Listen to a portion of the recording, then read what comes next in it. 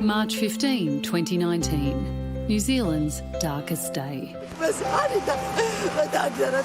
But despite losing 51 of their own, Christchurch's Muslim community responded with compassion and grace. I don't want to have a heart that is boiling like a volcano. A volcano has anger, fury, rage.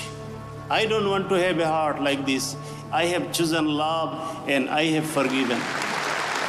And in the aftermath, PM Jacinda Ardern's message of solidarity was heard around the world. They have chosen to make New Zealand their home, and it is their home. They are us. Now a film, They Are Us, is set to be made, with Aussie actor Rose Byrne to star as Ardern. It focuses on the horrific terrorist attack in New Zealand, so but yeah, she's such a fascinating character, so I'm really excited about that. But the project's already copping fierce criticism. We were completely blindsided. We had no idea that something like this was on the horizon. It was only going to be a matter of time, but this was way too soon. Ardern's prominence proving particularly contentious. That really continues to feed onto a white saviour narrative. Certainly the Prime Minister has a part to play in that story, but to focus her and what she did is really insulting. For her part, Ardern agrees. Yes, there are stories to be told from March 15, but I don't consider mine to be one of them. I consider the stories that need to be told to be those of the Muslim community. I'm deeply uncomfortable by where the emphasis is. Yes. Point blank, we want They Are Us to be shut down. And that call's getting traction. A petition gaining more than 65,000 signatures. And yesterday, producer Philippa Campbell quit, saying she did not wish to be involved with a project that is causing such distress.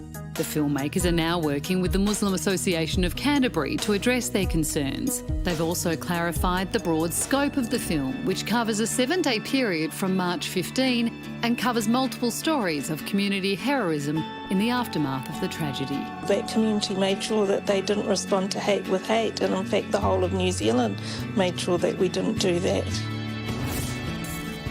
It does feel very soon.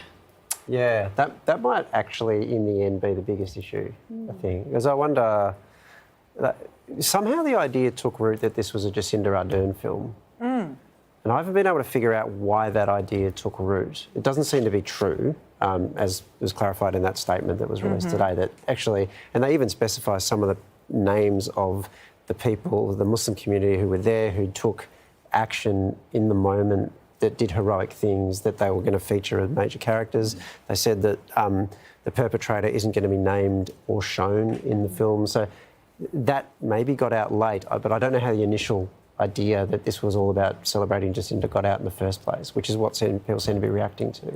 And well, I think there's consensus that the way the film was made about the Norway massacre was done right, that survivors wanted the film made, survivors consulted every step of the way. The film centred around one of the victims and their family, and I think they're saying that should be the lead, that should be the example of how to do this, that it's possible to do, it's just how it's done. Well, there was a statement on the consultation process today that was released, and they say over a year ago we consulted with the local Muslim community of Christchurch. At the time, the Christchurch Muslim community was going through a lot. We were engaging only with those families who were ready to share their stories with us at the time.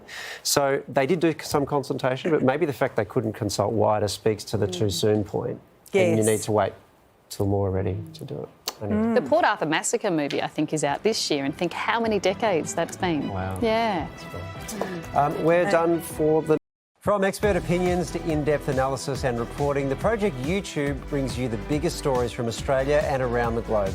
Hit the subscribe button now for news delivered straight to your feed.